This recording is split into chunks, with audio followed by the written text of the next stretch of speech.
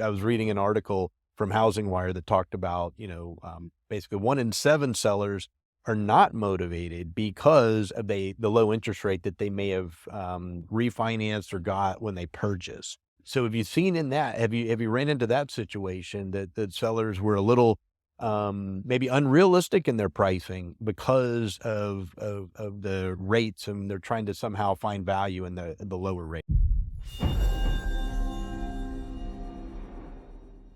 The past couple of years, when we do a listing appointment, sellers are wanting to get these astronomical numbers for their homes, and giving them the right information, letting them know where the market actually is today.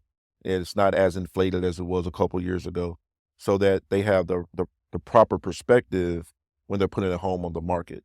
And, it's important to get all the information, how much do you owe on your home, so that you can get a net sheet. What we call a net sheet is basically what the sellers will net after the sale of the home, and see if this is what is workable, so that they have an idea what they're going to have in terms of cash to move to the next home or the next phase of life, or whatever their goal is, what they're trying to accomplish when selling their home.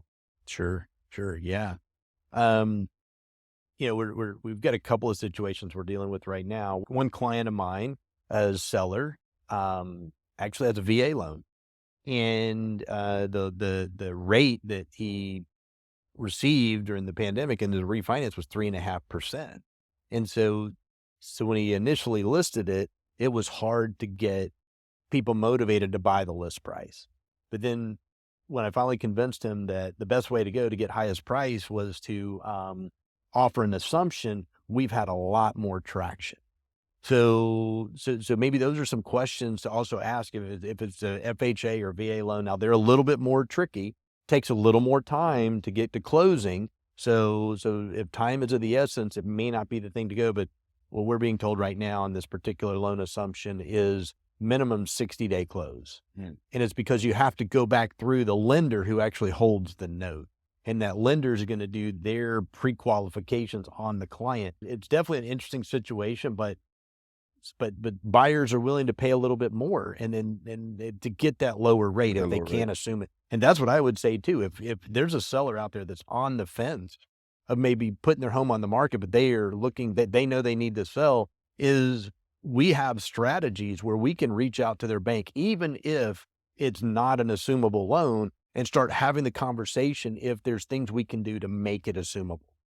Because the last thing we would want is, there's this conversation going on about a deed in lieu, or and that's where, like, it's in lieu of it's almost like an assumption, but the lender's not involved. And those are, a lot of times you get into that with investors, and Mhm. investors trying to do deed in lieu, and trying to get a quick flip or make some money.